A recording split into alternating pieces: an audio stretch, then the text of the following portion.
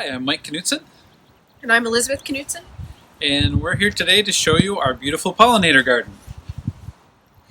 We were hoping to have some plants in it already to show you guys, but due to weather constraints, we haven't been able to get them. It's just been too cold.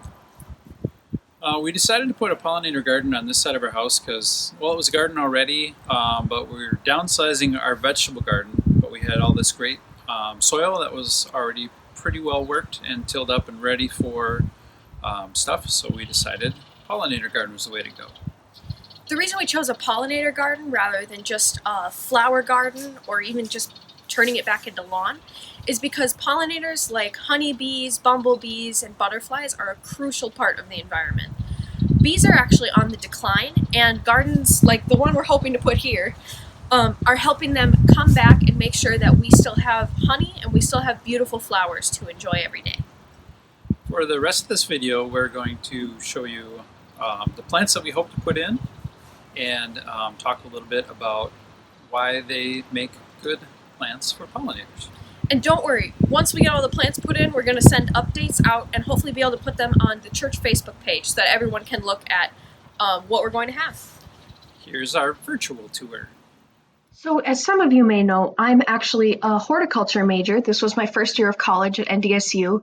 And while it was sad to come home and have to cut my first year a little short, it's been really nice to have a project to work on to help my family out with something that they wanted to do and to apply those skills that I've been learning in college.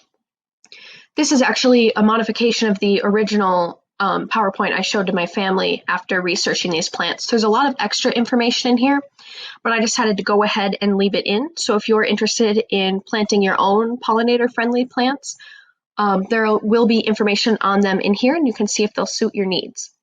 Most of these plants were actually selected out of some pamphlets we had from a couple of different university extension offices. So that's how we knew that they would all be great choices for this area. First one we picked was crocus. It's a bulb that blooms in the very early spring, and since one of the things for pollinator gardens that's really important is to have plants through all the seasons, this seemed like a good choice for that really early bloom. Next up is the red osier dogwood. This one is actually a shrub and not just like a flower, but I really liked the reddish color of the twigs. It's a little hard to see in this picture. And I loved the blossoms, and it seemed like a good choice to include as well. Wild lupine is one of my personal favorites. I love the colors, and so I really wanted to make sure that it got into the garden.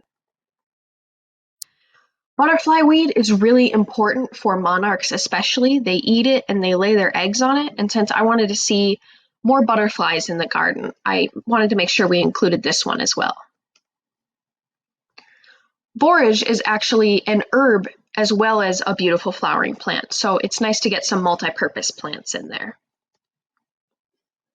Sunflower is one of my mom's personal favorites. It's also very pollinator friendly, and plus they're fun to harvest and you can toast the seeds and eat them, which is great. Culver's root, I actually don't know that much about. I'm having a little bit of a tricky time finding it, but I think that the blooms are really pretty. So I'm really hoping we can include this one too. Bee balm, having bee right in the name, is an extremely pollinator-friendly plant and attracts tons of bees. So that's a good one to include also.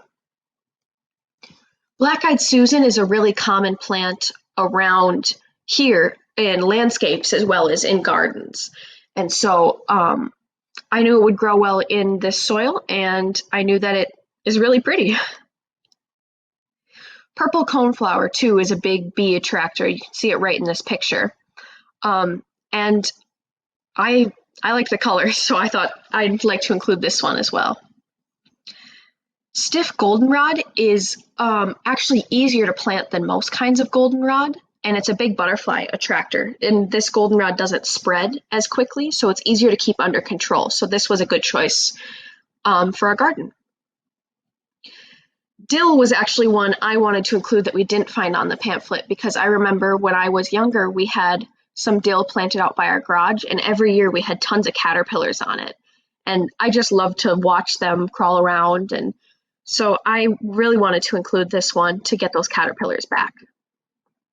Oregano, another herb. It turns out it is also a pollinator-friendly plant, and we use a lot of oregano in cooking, so this one was a good choice for us to include as well. New England aster is another one I don't know that much about, but very pollinator friendly, attracts bees, and I thought the colors were really pretty.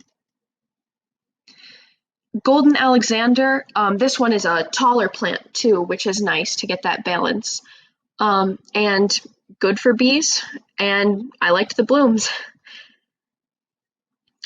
Meadow blazing star is pretty unique. I don't think I've ever seen a flower like it around here.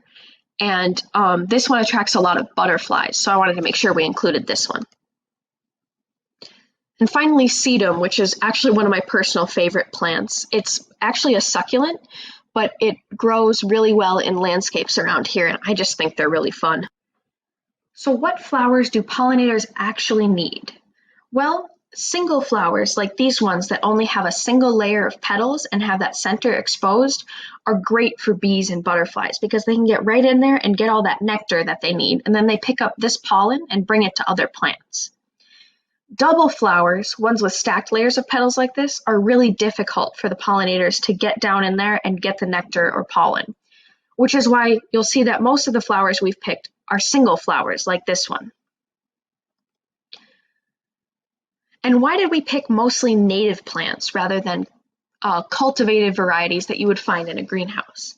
Well, it's because we knew that they'd grow well in this area. If you came to Cokato before houses were built here, you would see a lot of these plants just growing wild. Also, they help native insects. In the example of like the butterfly weed, monarchs need that to survive, and monarchs are native to here, and so is the butterfly weed, so it works great. They're also mostly perennials, which means they come back year after year, which means we don't have to keep planting the garden over and over. This is great because honestly, I love low maintenance projects. Also, all these plants just came highly recommended from the university extension offices that we got the pamphlets from, so they seemed like great choices. If you'd like to know more, we'd love to help. Whether you want to start your own pollinator garden or you just want to know more about what we're doing, my email inbox is open. You can feel free to call me. All my information should be in the Breeze database. And just as a side note, we are doing this on a really large scale, but if you're interested in starting something like this, it doesn't have to be that big. You can do a pollinator garden porch pot or a window box, or even just planting a couple of these pollinator-friendly plants in a flower garden you might already have is a great start towards helping us bring back the bees and butterflies.